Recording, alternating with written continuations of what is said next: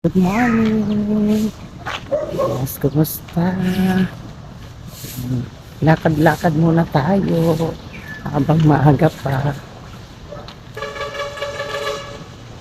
Ayan.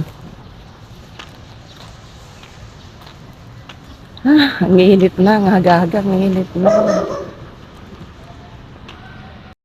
Wow, ang ganda naman nito. Ang gaganda naman nila. Ayan, parang damo lang kung titignan o talagang damo lang talaga pero tignan mong mga bulaklak nila o tignan natin. Ang gaganda 'di po ba? Ang tawag namin dito sa Ilocano ay bangbangsit. Hindi ko po alam kung ano sa Tagalog nito, parang herbal plants din ito, pero sa aking mga mata, ang gaganda ng aking paningin dito. Alam niyo naman po mahilig po ako sa mga plants kaya ayan.